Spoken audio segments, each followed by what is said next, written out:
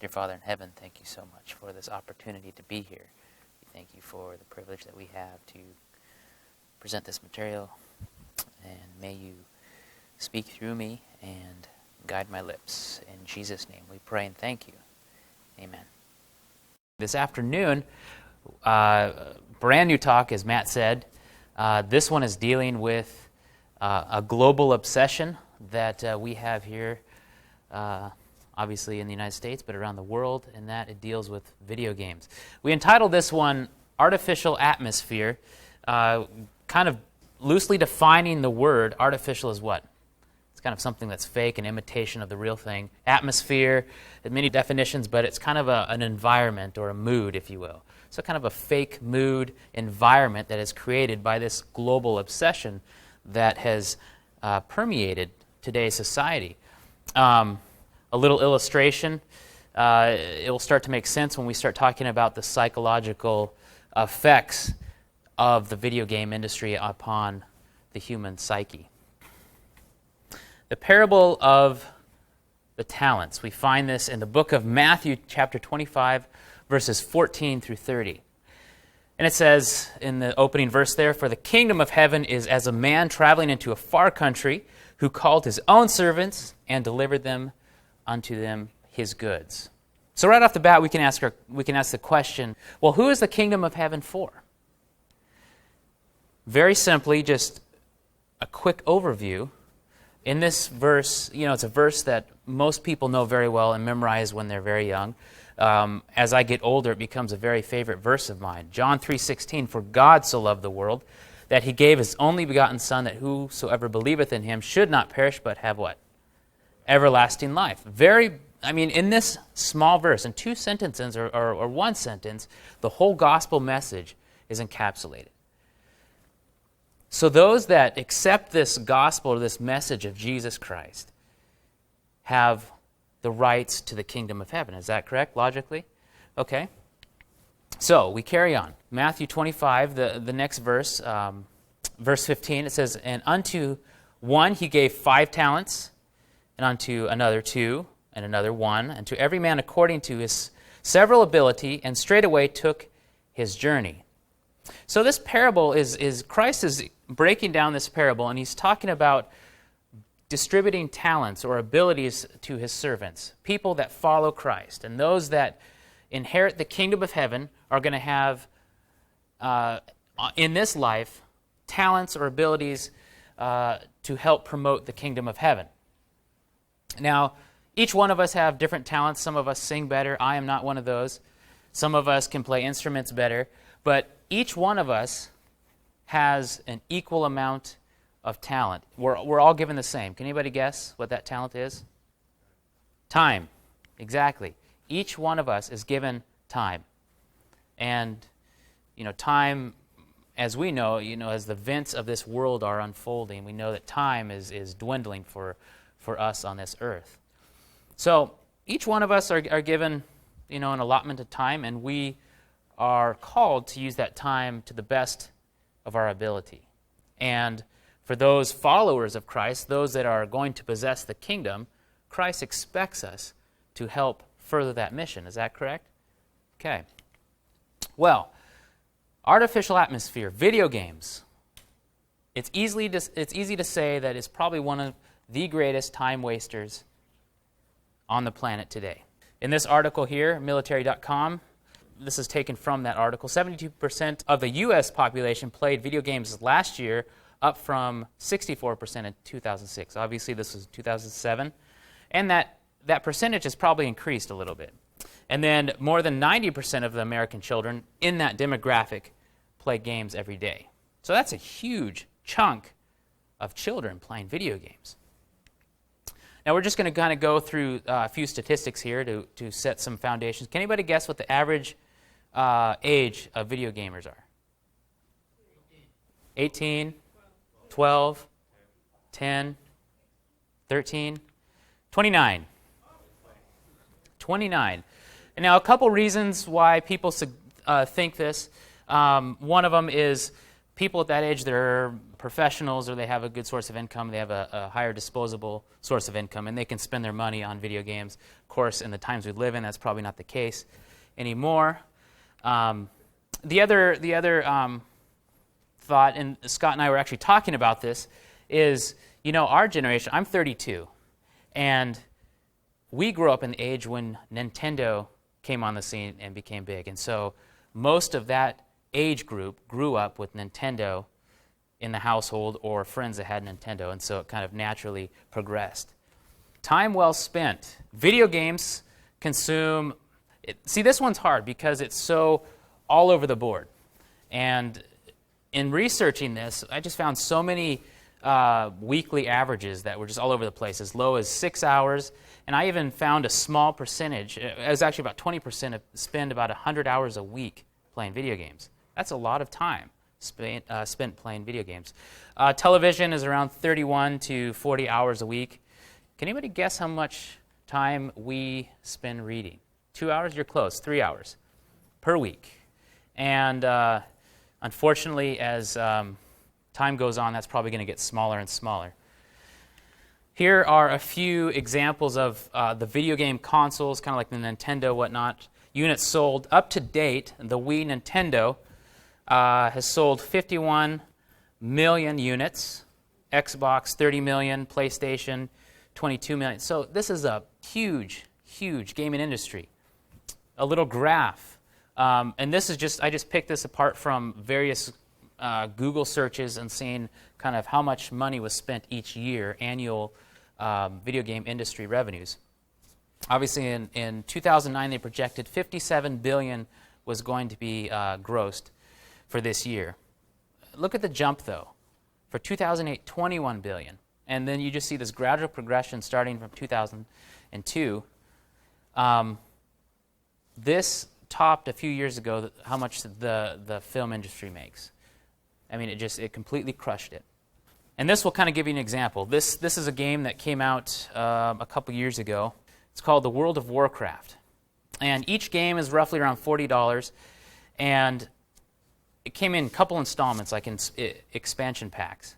And each pack that was sold roughly around 2 million, 2.4, 2.8 million. So if you can kind of do the math in your mind, if it sold 2 million copies at $40 a pop, that's a lot of money. That's, like it says here, 112 million on its first day. That's just the first day of sales. And this video game, what it does is it allows you to play online against people around the world. And there's part of this whole clan, if you will, or this group, World of Warcraft group. And there's roughly 11 to 12 million people that play in this game. It costs roughly around $15 a month to join to play this month to month. So it's easily $1 billion a year franchise. Put together here just a quick history on the video games. This is Willie Higginbotham. He helped invent the nuclear bomb and the first computer game. It showed up as a novelty exhibit at Brookhaven National Lab in 1958. A primitive version of tennis, it was just a dot moving back and forth on an oscilloscope screen. Fast forward, 1961. Student and pioneering hacker Steve Russell, nickname Slug. He spent 6 months tapping into a $120,000 computer at MIT. End result, a punch card-driven video game called Space War. Next player in the game, Nolan Bushnell. Nolan's next move, taking $500 and starting his own company in Santa Clara, California with buddy Ted Dabney. The year was 1972. The company was called Atari.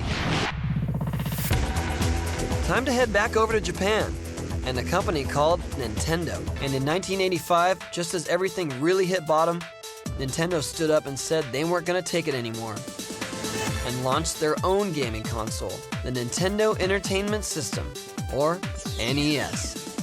Nintendo has the most video game hit. Now you're playing with power. Yamauchi turned to this guy he had hired named Shigeru Miyamoto.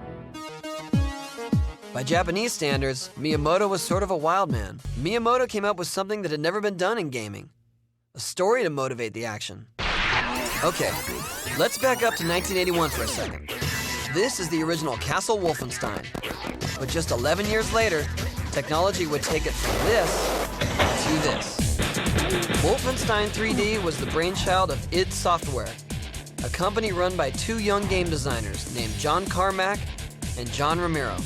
It was also one of the first games to be played through a first-person perspective. The Sony PlayStation hit the shelves in September 1995 and immediately left Sega's new system, the Saturn, in the dust. Sony planned to follow up the PlayStation with the PlayStation 2. The Seattle-based company decided it was time to get into the business. When the software giant released the Xbox in 2001, it had an exclusive on a new first-person shooter, Halo. So that was just a very quick synopsis. You see, it goes from a very kind of primitive video game system. Atari, they came out with, can anybody tell me what they're known for? What game they came out with? I heard it right here. Pong. That's right, Pong. It was almost just like kind of an accident, and they were working on it, and they stuck it in some little tavern type thing, and the next day they had to come and take all the quarters out. People had never seen anything like this. They had the pinball machine and whatnot, but no one had ever seen where you could interact against somebody, and it would get harder, and there'd be noises and whatnot. And from there, it just progressed.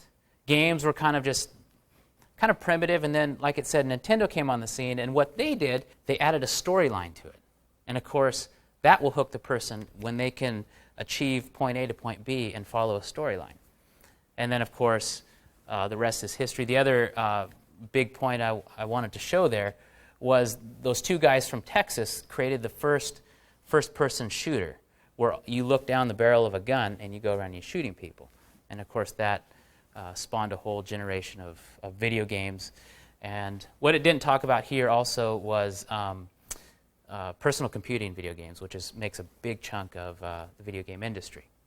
In constructing a video game, there's three concepts for proper ingredients that make a successful video game. The first is what we call sound and fury. Sound and fury, it's kind of self-explanatory, but the noises and the music. And then the fury is the lights and glitz.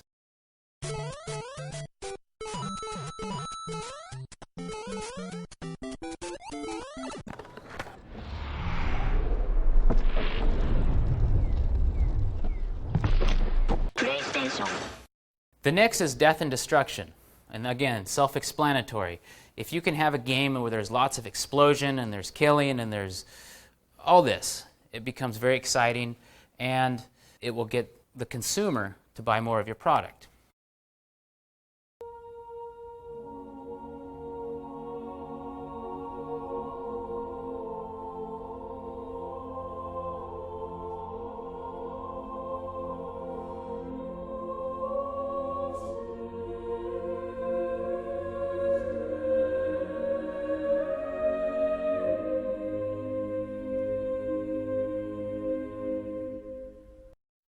So, and the death and destruction doesn't necessarily have to limit itself to actual killing and explosions. Football games, sports games that deal with aggression fit into this category. The last concept that makes a great video game is computer control, where you are controlling a person and the computer is almost intuitive to respond to your commands in the computer game. Has anybody heard of Skinner's box? A psychologist of the 20th century, B.F. Skinner was his name.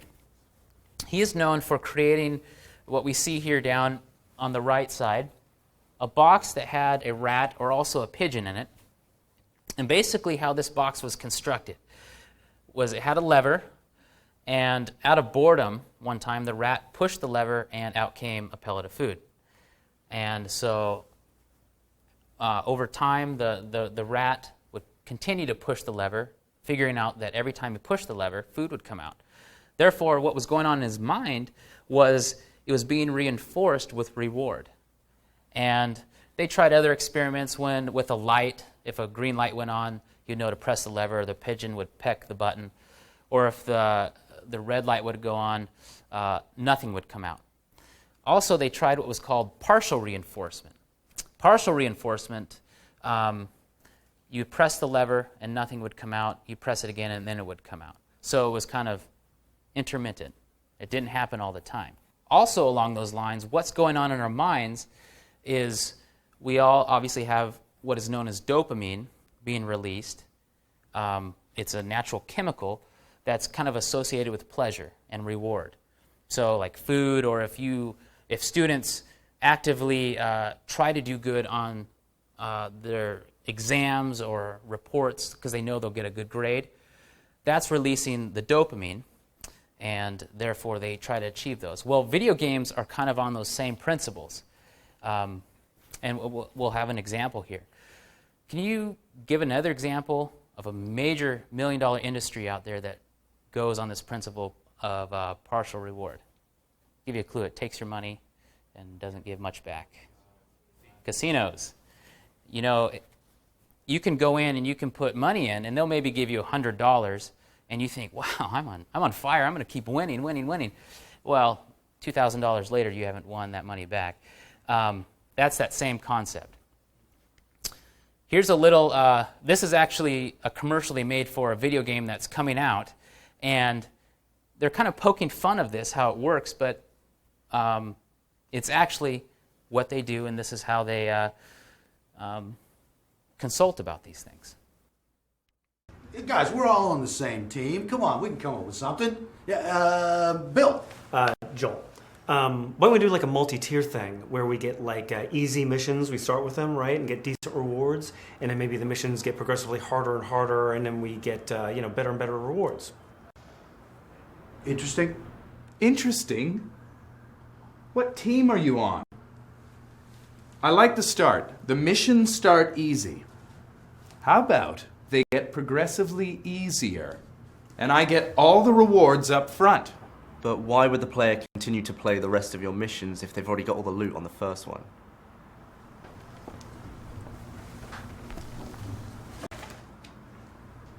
Because I'm awesome. We chuckle, but this is how they do it. If they made all the games easy, there would not be any money in video games. So if you make a game that's progressively harder and harder, or there's high rewards, then people are going to pay for that product, and they're going to continue to buy it. Along these lines of talking about the psychology behind it, according to this Dr. Scott Rigby, games have the potential to satisfy three basic psychological needs: autonomy, freedom of choice, mastery, feeling like you're competent at something or being able to achieve something, and social interaction, just interaction between you and me.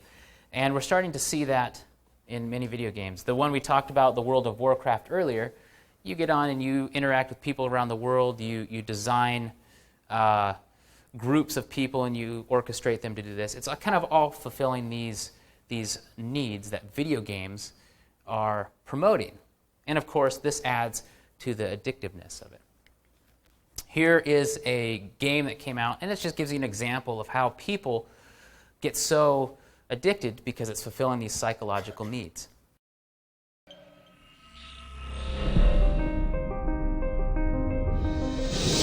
Behold the galaxy, full of stars and light and intelligence. But it wasn't always like this.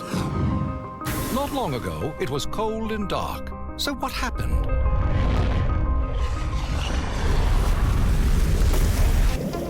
Someone made a decision. Someone looked at a microbe and thought he could use a longer flagella and a pair of pinchers too. Yeah. Next thing you know, he's king of the ocean. Then someone decided he should hit the beach. Land creatures were born, but life on land is a dicey proposition. So someone looked at our hero and said he needs to be able to defend himself. And voila! Ironically, this led to what we call civilization. But civilization meant more competition for just about everything. Happily, someone pulled our species aside and said, "You guys need to chill out and unify this planet." So they did.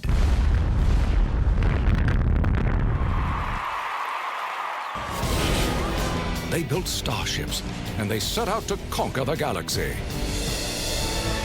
But what they never realized was that all along the way, from humble microbes to starship captains, someone had guided them at every turn. And that someone is you. So if they can convince you that you will be in control and you will do all these things, and they'll kind of throw a little bit of evolution out there and make sure that you kind of believe that on the side as well. Then they have your money, they have your loyalty, and they know that you're hooked and you're addicted. Does anybody remember this slide from our first night? We talked a little bit about the brain. And as we develop these talks, and this talk particular, it's very similar to that of the movies. I mean, kind of the same principles go on, just a different form of entertainment or different form of media. But again, for review, how the brain works. There's 4 gears. And the 2 that we want to pay attention to are alpha and beta. Alpha, remember, is the gear in our mind, or the wave pattern that we're kind of daydreamy and not 100% there. We're kind of an autopilot. Beta is when we're actively thinking about things and discussing ideas, and we're actively engaged. So how does video games, and keeping in mind this whole addictive property about them, how does those alpha and beta brainwave patterns affect us, and do they affect us? This was taken from megagames.com. This was a Japanese professor did this study. It says, in a survey conducted by Akio Mori, a professor at Nihon University College of Humanities and Scientists, it was found that the longer people spent playing video games, the less activity they showed in the prefrontal region of their brains, which governs emotions and creativity. Mori analyzed that brainwaves of 240 people aged between 6 and 29. Separating the brainwaves, they indicated liveliness and degree of tension in the prefrontal region of the brain, and alpha waves, which often appear when the brain is resting. Further on in the article, and he broke the group into 2 groups, those that played not so much and then those that played quite a bit. Those in the half video game category who spent between 1 and 3 hours each day playing video games for 3 to 4 days a week had roughly equal alpha and beta wave activity before they started playing a game. However, once they started playing, the beta waves rapidly decreased and falling below the level of the alpha waves. Beta waves activity in people in the video game group who spent between 2 and 7 hours each day playing video games was constantly near 0, even when they weren't playing, showing that they had hardly used the prefrontal regions of their brain. And the article goes on to say that many people exhibited, they were easily angered, and they had impatience and fatigue and all this. And what I found fascinating, though, but even after these people stopped actively playing the video games, their mind stayed in that alpha state. And remember, when it's an alpha, it's almost like we're in a hypnotic format. And we'll look at that a little bit farther here, how that can be dangerous and detrimental to our well-being and spirituality. Here's a commercial put out by Microsoft Xbox. Now, this commercial, it's humorous, but again, they're sticking it in our faces saying, we know what's going on in your mind, and this is what you look like.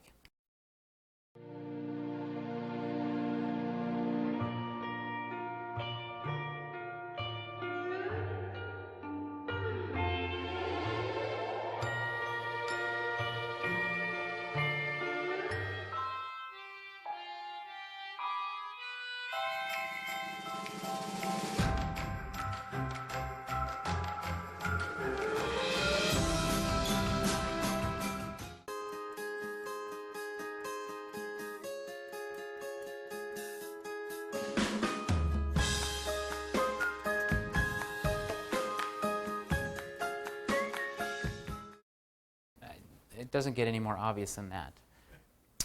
Well, with that in mind, if that is actively working, if our minds are staying in alpha for long periods of time, and there was exhibiting chronic fatigue and people getting easily angered, there's kind of the debate.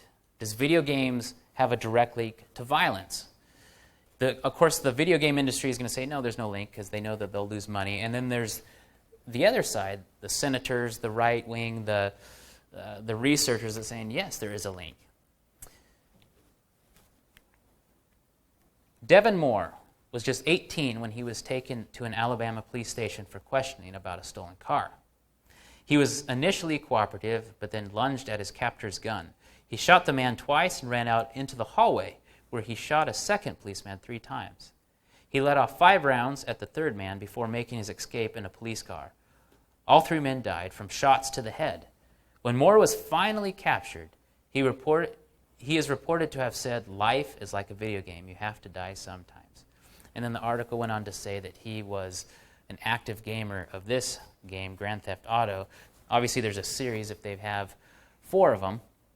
It's a game it's a very violent game. You kind of just go around, you steal cars, you kill people, and it's a pretty brutal, in-your-face game.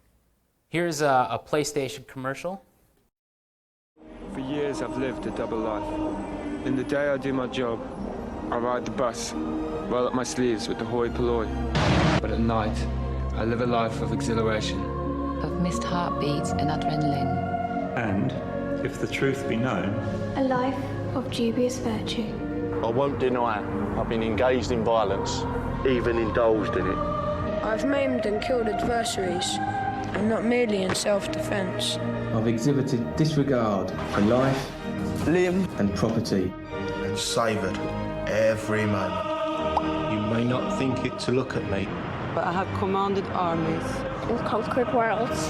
And though in achieving these things, I have set morality aside, I have no regrets. For though I've led a double life, at least I can say I've lived.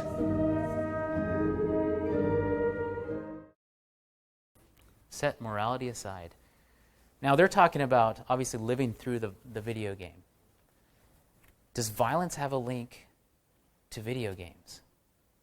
Now, my personal belief, aside from all studies, I believe there is a direct link. Because we, kids especially, that their minds are still forming and still adapting to their environments, usually take on those tendencies or traits that they witness. For example, we know that children that witness a parent that physically abuses the other parent typically exhibit those same traits when they get older. So how is video games any different? Now, I'm not saying that if we play video games, violent ones, we're going to go out tomorrow and shoot a bunch of people. But is it just the same to be angry with somebody? You know, these are things that oftentimes don't get looked at. Why is there so much impatience in the world, or irritability, or why can't we concentrate on things? The book of Titus, chapter 2, verses 11 through 12 say, "For the grace of God that brings salvation has appeared to all men, teaching us that denying ungodliness and worldly lusts, we should live soberly, righteously, and godly in this present world." So the Bible is very clear on the way we are to conduct our lives. And if we live that way through video games, as we learned from the presentation on movies in Hollywood, it's as if we are doing it ourselves. When the whole violence topic really exploded in the United States, it went to many, many Senate hearings. They called in many people from the gaming industry, from the motion picture industry, priests and preachers. This is Jack Valentine. He's the president and CEO of Motion Picture Association of America. He stated this about instilling virtue in our children and where it should come from. "There are 3 pillars and only 3 which support the rostrum from which spring a child's conduct: home and church and school. Mothers, fathers, priests, ministers, rabbis, teachers, and principals have to insert in a young child's heart and mind early on an impenetrable moral shield against which all blandishments of peers and all the enticements of the mean streets and clannish cliques and visual and oral images crack and shatter." If we are not, as parents or as guardians or as friends, are not instilling good things, wholesome things in our children and the young people, this video game industry is doing that. And Hollywood is doing that. And they are not shy about doing so. Here is a clip of a judge. This was a case done of this guy who killed his parents because they took away his Xbox because he was playing too much of it, and he killed them at gunpoint. It's my firm belief, as a human being and not as a jurist, that Daniel does suffer from a serious defect of the mind. It's my firm belief that after a while, the same physiological responses occur that occur in the ingestion of some drugs. My opinion would be that most of the activity that is required for success in these games takes place in the limbic system of the brain, where the issue is to act or not react and to do it accurately. And I believe that the reward or stimulus that this provides is sufficient to cause the release of large amounts of dopamine, the same as would be released if someone were to ingest cocaine or any drug with amphetamine properties. Otherwise, you couldn't play 10, 12, 15, 18 hours at a time. If we can get children hooked on a particular game, whether it's violence or whether it's these other kind of games, potentially they will start to take on those traits. Although there has been a more than 50 years worth of research, most people seem to have the idea that while these studies suggest there might be a small link, the jury is still out. Wrong, says John Murray, a developmental psychologist from Kansas State University, one of the editors of the book Children and Television, 50 Years of Research, and author of U.S. government-sponsored reports in 1972 and 1982. Murray is exasperated by this kind of ambivalence. He says it is impossible to conclude anything other than that violence on TV has raised the level of violence and aggression in our society. And while research on computer games has begun only recently, what there is suggests violent games have a stronger effect. Video games are more worrisome than TV because they are interactive, says Murray. Children learn best by demonstration and then imitation, with reward for getting things right. That's exactly what video games do. You see, these psychologists in the video game industry know exactly how this works. Is everyone familiar with the Nintendo Wii, how it operates? Is there anybody that's not? Just in quick, remember the Nintendo Wii is a wireless controller. You do active full movement. You're not limited to just little controllers here. Here's a video game. It's probably one of the most violent video games out there. I've blurred it out. But look how involved it is with this gamer. This was taken from CBS. And then there's a psychologist that talks about it afterwards.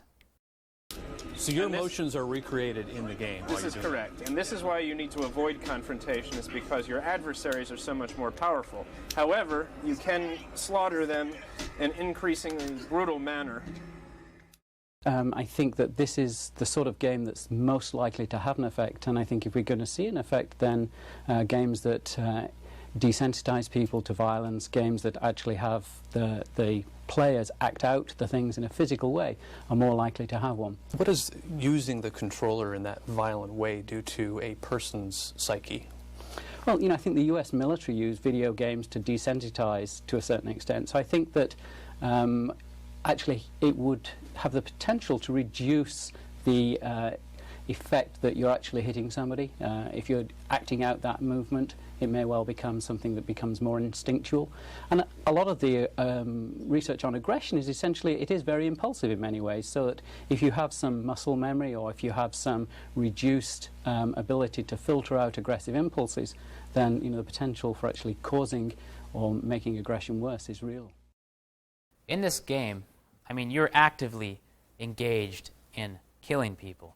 You pick up anything from glass shards, anything you find, and you are imitating and commanding this person on the screen to kill. So again, what is this psychologist saying? Is there memory in our muscles? There is. And can that get stored there? Yes, it can. And it's interesting, he made the point about the U.S. military that has used this kind of technology in its training and its desensitization and whatnot, and they've made a fortune off that as well. Taking a little bit of a turn now, we've talked about how addictive video games are and kind of just the basic principles behind it. Is there an agenda that they're trying to put? The other night we looked at that and how Hollywood is doing that in subtle ways, but is the video game industry doing that?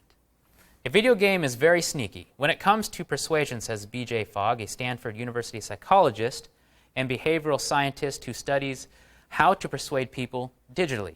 Our minds have a difficult time distinguishing between reality and simulation, especially when you suspend disbelief and your mind is absorbed in making sense of the game. Further on in the article, Nico Mealy, a web and video game designer, states, "Indeed, a new crop of big-budget games is emerging, where the political message is hidden in a game so compelling that the designer can slip anything past our critical faculties. According to this theory," Fogg says, "the more diverting the game, the more distracted the player, the lower the defenses, the more potent the propaganda." Now, they're kind of referring to political stuff here, but as we know, it doesn't take very long if we go look in any, like Best Buy or anything, and we can see very spiritualistic type games that are out there. We looked at the video clip of Spore. It's a game talking about evolution. Let's just kind of slip that stuff in there. And over time, our minds will start to absorb that, and we'll start to believe it. Here's a trailer to a video game. Now, try to pick out, actually it's going to be pretty obvious, but see how spiritual themes are just so permeating within the video game genre.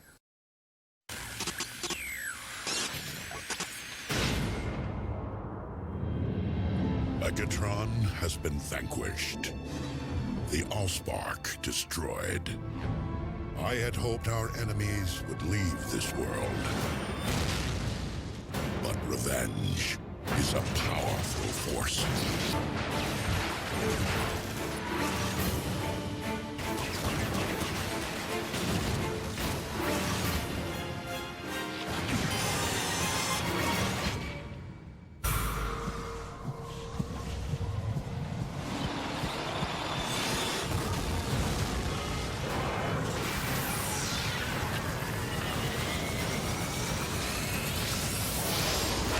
The last great war is upon us.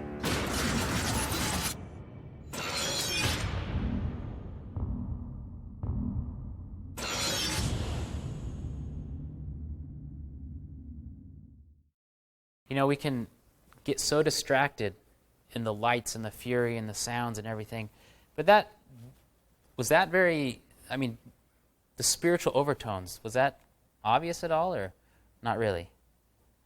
Because to me it was. Battle lines are drawn. The fallen will strike. The Bible is clear. But it's, before I get to this, what did it say? The fallen will have its revenge. That's actually a character in the video game and in the movie Transformers. His name is the Fallen. But the Bible's clear who the fallen is. How art thou fallen from heaven, O Lucifer, son of the morning? How art thou cut down to the ground, which didst weaken the nations? For thou hast said in thine heart, I will ascend into heaven, and I will exalt my throne above the stars, and I will be like the Most High. And it was interesting how it talked about how the great battle is upon us. What battle is upon us that we know of, spiritually speaking? Revelation 20:7-8 says, "And when the 1,000 years are expired, Satan will loosen out of his prison and go out to deceive the nations, which are in the four corners of the earth, Gog and Magog, to gather them together to battle, the number of whom as the sand of the sea." So there's a battle that is upon us. It's in the near future. We also associate it, we call it Armageddon, if you will. But it's coming. And battle lines are being drawn and sides are being chosen. And if we can be distracted so long that the decision to make right choices will be delayed and often missed.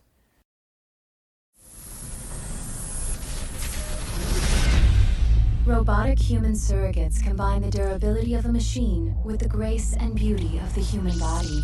With most people living their lives through their surrogate selves, our world has become a safer place. Take a seat in your STEM chair, and just with the power of your mind, you can control your surrogate and send it out into the real world. You can live your life without limitations. You see what they see. Feel what they feel. and become anyone you want to be from the comfort and safety of your own home. You can finally live the life you've always dreamt of without any risk or danger to yourself.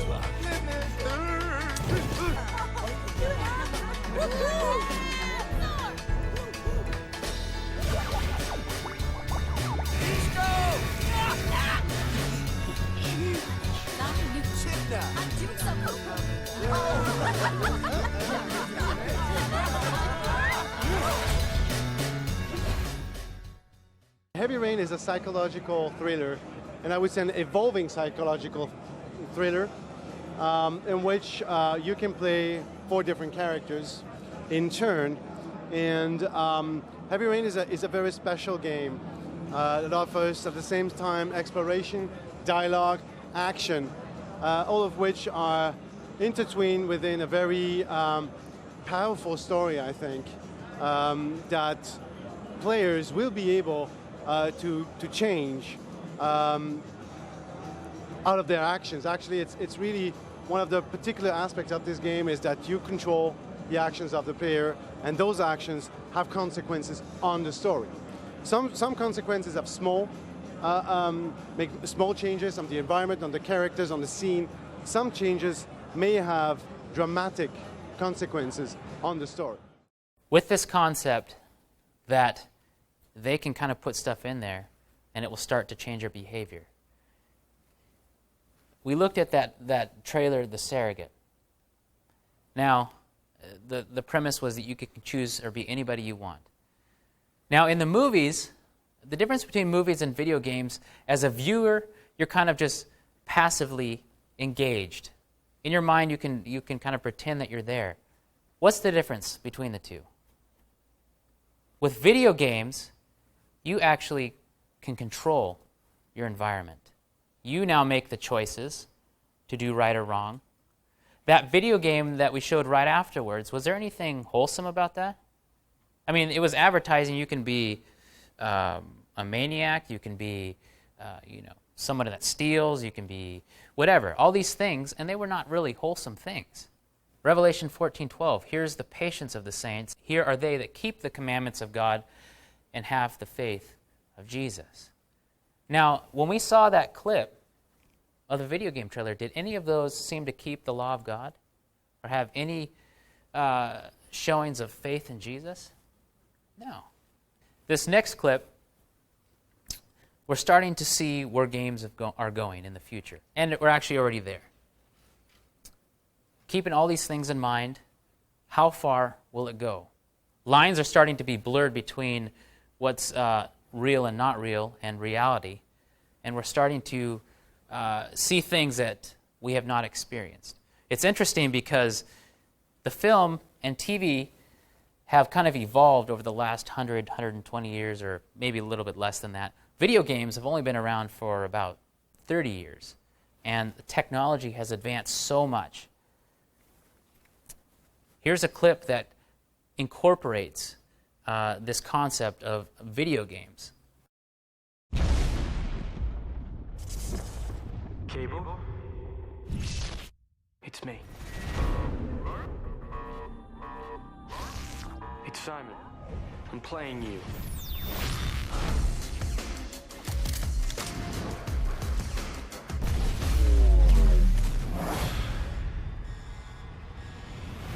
Turn me around.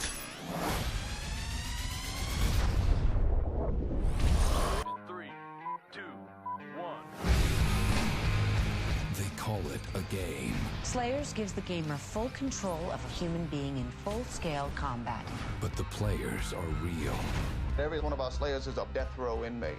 Stay alive for 30 sessions, you get set free. That's not a bad deal. I think it, you do it.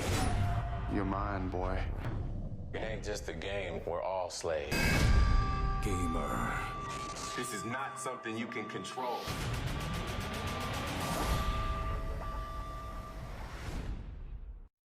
Now, who's endorsing that right there at the bottom? Okay. Anybody see that? Xbox. Now, is this technology possible? So, you've come back for more, Ian. Yep, let's do it. This should be good. Let's begin.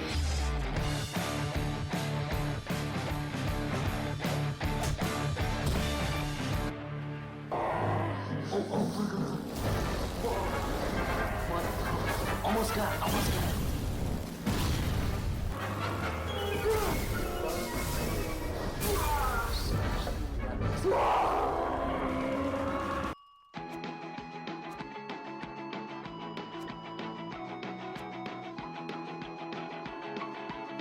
Play movie.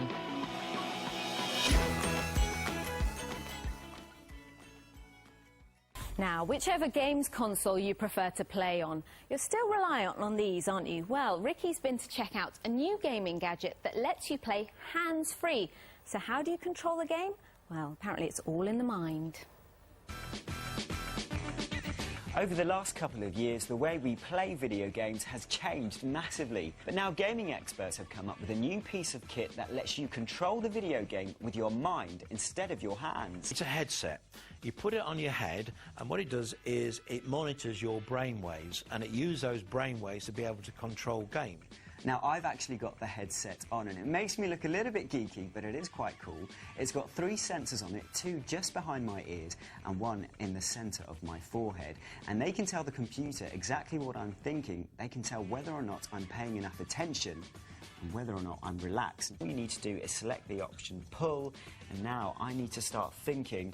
I need to start thinking to pull it towards me, pull the barrel towards me. Come on, here it comes. There it goes. It's pretty fast. And there you go. So just with this headset, I'm able to pull things towards me. Pretty impressive. Now, at these stages, it's a little primitive. But if we've evolved from Pong to the Nintendo Wii in 30 years or less, the sky's the limit of what they're going to do. The fact that we can control now environments, and we can, from a distance, we don't have to go out and actually kill somebody. We can control it digitally to do that, is very, very scary to me. And it's just not right. And what is that doing to our mental ability? We're getting to the point where we're so desensitized to our environments and to things that God never intended, and we just pass it off like it's no big deal. And we have the video game industry to thank for that. Well, in closing, Ephesians 5:14 through 16. Wherefore he saith, Awake, you that sleep, and arise from the dead, and Christ shall give you light.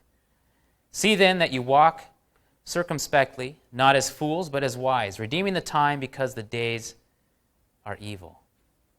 The days are evil. It doesn't take a rocket scientist to know that evil pervades this earth. Sometimes, again, we say killing and robbing is evil, but even something as small as being mad at somebody. I live in Montana, where there's more cows than people. So there's no such thing as really road rage. But is there road rage here in California? Due to population? I think so. Now, what if we didn't have this form of media pervading us everywhere we go? I think we might be a little bit nicer to people. Let's think about these things. Parents, even older generation people, let's put aside these things that distract us, take away from our time, when we can be doing other things more constructively, where we can let our minds grow the way they are supposed to grow and not be stunted, if you will. Let's do stuff more constructive. Let's help God usher in Christ's second coming. With that, I ask that you bow your heads with me in prayer. Father in heaven, thank you so much for this opportunity to be here with these lovely people. Lord, you have created us, and you have desired us to be more like you. Father, there's many things out there in the world that are not in accordance to you. Many people think that they are no big deal or it's no concern. But Father, you desire us to one day live with you in heaven. And we know that there's not going to be any of this. So help us. Give us the strength to put this stuff away, to be productive with our time, because you've given us a time that is short. Help us to awake out of this slumber, this lethargy that pervades our society, and to stand up and be strong men and women who will make right choices. Help us parents to teach and educate our children, our young ones, the things that are right. Go with us now as we go our separate ways. In Jesus' name we pray. Amen.